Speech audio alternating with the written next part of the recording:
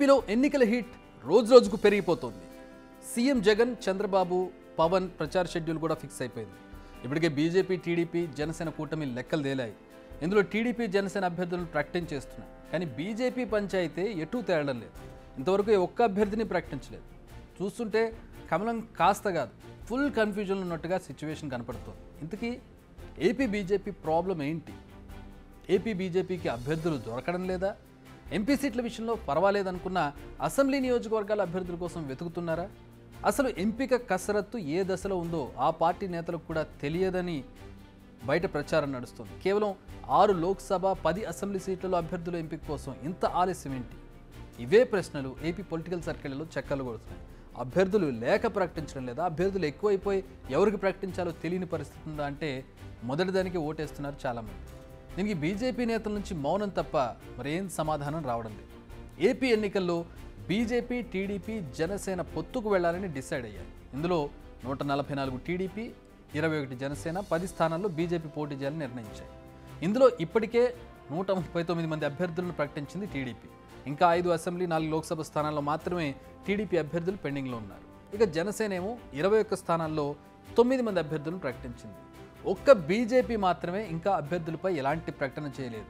ఇదిగో ఈరోజు ఢిల్లీ వెళ్ళారు, రేపు ఢిల్లీ వెళుతున్నారు, ఢిల్లీ వెళ్ళంగానే అయిపోతుంది, అభ్యర్థుల పేర్లు బయటకు వచ్చేస్తాయని చెబుతున్నప్పటికీ ఏ రోజుకు ఆ రోజు అలా దాట వేస్తూ వస్తున్నారు.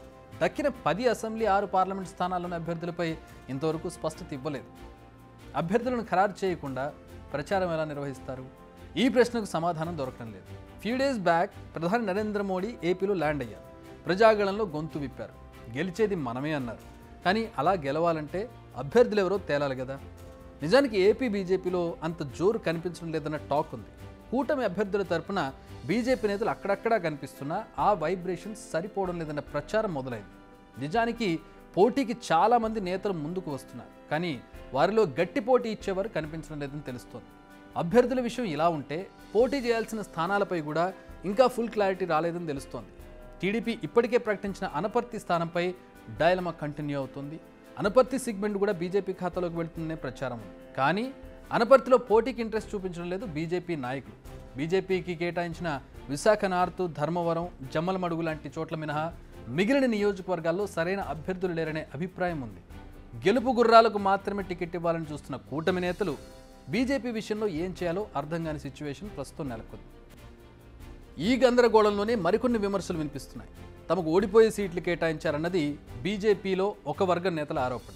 దశాబ్దాలుగా టీడీపీ కూడా గెలవని సీట్లను తమకు ఇచ్చారని, అలాగే ఆ పార్టీ నుంచి అంటే టీడీపీ నుంచి బీజేపీలో చేరిన నాయకులకు మాత్రమే టికెట్ ఇచ్చుకునేందుకు సీట్లు కేటాయించారంటూ ఇప్పటికే బీజేపీ పెద్దలకు ఫిర్యాదులు వెళ్ళినట్టుగా తెలుస్తోంది. ఓవైపు నేషనల్ లెవెల్లో మాత్రం దూకుడుగా ఉన్న బీజేపీ ఏపీలో ఎందుకు ఇంత స్లోగా ఉందన్నది ఆ పార్టీ నేతలకి అర్థం కావడం లేదు. 6 లోక్సభ, 10 అసెంబ్లీ స్థానాల్లో అభ్యర్థులను త్వరగా తేల్చాలన్న డిమాండ్ బలంగా వినిపిస్తుంది. ఎందుకంటే ఇప్పటికే వైసీపీ మొత్తం నేతలను ప్రకటించేసింది, అభ్యర్థులను ప్రకటించేసింది. టీడీపీ దాదాపు ప్రకటించింది.